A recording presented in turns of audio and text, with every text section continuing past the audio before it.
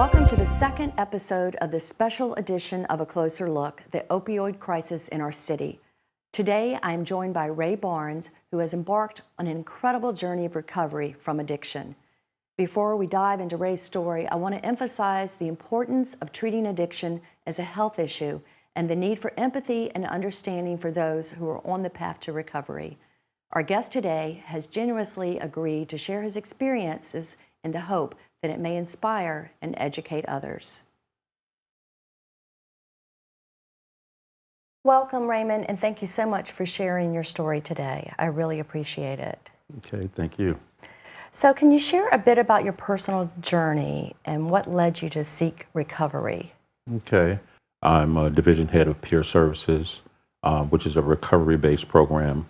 My personal journey started way before I became addicted, because understanding now what addiction is in recovery, it's a behavioral problem. So I had that problem way before I became addicted. The problem was I was trying anything, wasn't listening to anyone. Then once I became addicted, that lasted for 32 years. I went into treatment in 2003, a place in Louisville, Kentucky called a Healing Place, and I was 162 pounds when I got there. So upon getting there, I learned that it was a year-long program. I thought it was a 90-day program, but it was a year-long program, and it was a blessing, because not only did I stay a year, I stayed 9 years in Louisville, Kentucky to hone the craft, because I fell in love with recovery. Again, what got me there was being hard-headed, not listening, hearing, but not listening, and because people told me along the way, don't do this and don't do that. But, you know, no different than anybody else. If you tell somebody not to do something, 9 times out of 10, they're going to do it. So once I became addicted, I didn't know what to do. You know, here I am, a military vet, been to all these places, and the addiction followed me. You know, at one point, I knew I needed help, but I didn't know if I wanted it. You know, the point of no return for me was when I lost all the weight and lost the family, the collateral damage that I had done. You know, it started to seep in, and I had the moment of clarity to even realize it.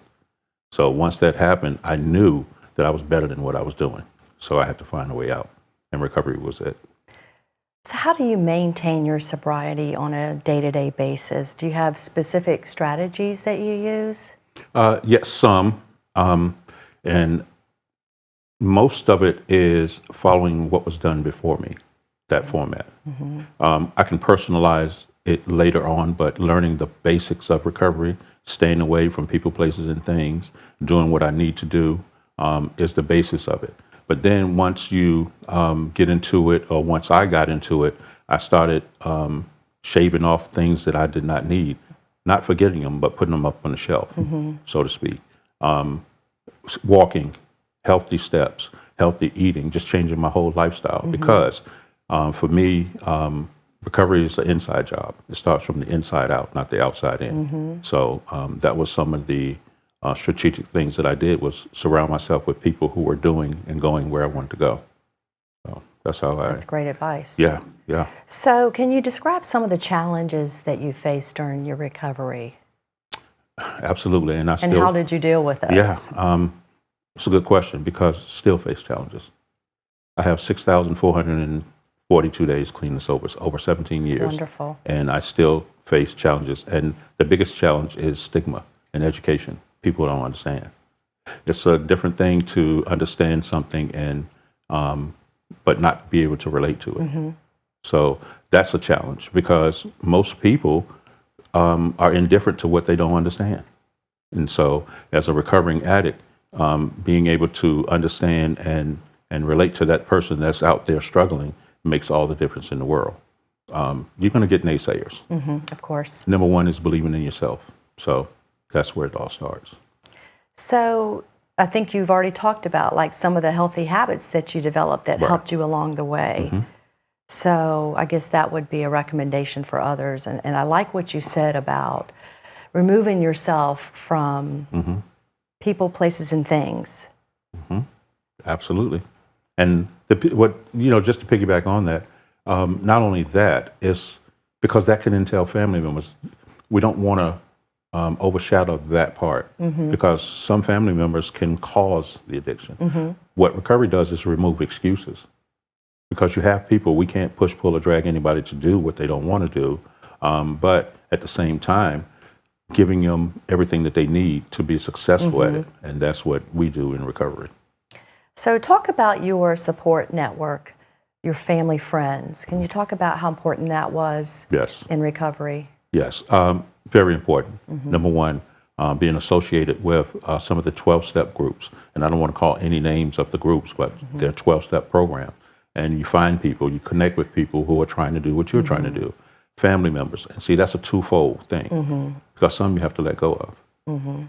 They're not conducive to your well-being. And for me, self-care is the best care. You have to look out for yourself and what's best for yourself. Absolutely. And sometimes that means I have to distance myself from close friends or family members and surround myself with those people, again, who are trying to go in the same direction that I'm going. So are there specific goals or aspirations that you have for yourself or that you've met? Well, I've met quite a few. Right now, I live day to day. I do have hopes and dreams, but I am, as I mentioned in the beginning, I'm a division head of peer services. I'm comfortable where I am. I love what I do. Some aspirations, and I'm just sitting here thinking about when I first went into recovery. You write a sheet of where you see yourself in 5 years in recovery. That sheet or that letter that I wrote to myself had on 22-inch rims and a brand new car and all of this stuff that I have not gathered and don't even want today. So it changes, you know. But any aspirations that anyone has, go for it. You don't have to be in recovery. Whatever it is, go for it. You know. But me personally, I have no plan Bs. Every plan I have is a plan A. So what insights would you offer to others who may be on the path to recovery as well? Keep it simple. Give yourself a break. One day at a time? One day at a time. All the little cliches in the 12-step groups or that you hear around recovery, they work. And the most important to me, no matter what. And see, if I run out of bread, no matter what. If I run out of gas, no matter what, you can't give up. You just keep going. And that's for anyone that will come up to me today and reach out and show interest in being in recovery, that's what I would give them, no matter what. No one said it's going to be easy. It's simple. At times, it's going to be hard, just like it is for everybody else, but you cannot give up. I know you mentioned it's a day-to-day thing. How do you handle those triggers that may tempt you to return to your addictive ways or your past? For me personally, it's sponsorship, it's support groups, NAAA support groups, or mental health support group, whatever support group you belong to. The thing is to get out of yourself and not think that you're the only one going through what you're going through. It may be on a different scale, but there's other people out there, and connecting with those groups. My sponsor, I love my sponsor, same sponsor I've had for 20 years. And that was a hard thing for a man like me to do, go to another grown man and tell that grown man, I don't know how to live. So I need you to tell me and teach me how to live. So that's the thing. I'm not afraid today. I had to get over that fear of asking for help. So it's really sounds like connection is such a key element of recovery. Yes, connection is one of the most compelling elements of recovery because connection allows you to see that there's someone else like me. Because recovery, addiction will isolate you. So you're the only one, and that's totally not true. It may not be a person doing the same thing you're doing, but the feelings of it are the same. So connecting with somebody who can actually understand and relate as well is very, very important. So you touched on something earlier, collateral damage. What would you say to friends or family who their loved one may be going through addiction? Can you give advice or? Yes, and I'm going to be really, really careful because that's a tricky situation for anyone.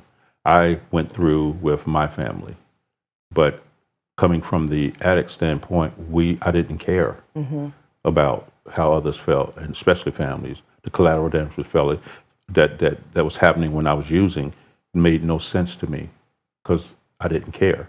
So if someone came to me and they have a loved one who's struggling, what I would say to them is support them. Support them as far as you can. Don't be in a position where they can use you. You have to stop, and sometimes it hurts. I'm sure. You because it's your loved one. You don't want to let them down.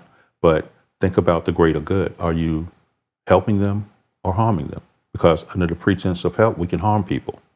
You know, Definitely. and if the person is in recovery or the person is an addict without recovery or absence or whatever, they still have a journey to go on their own. You cannot go along with them on their journey. It's their journey. Definitely. Yeah.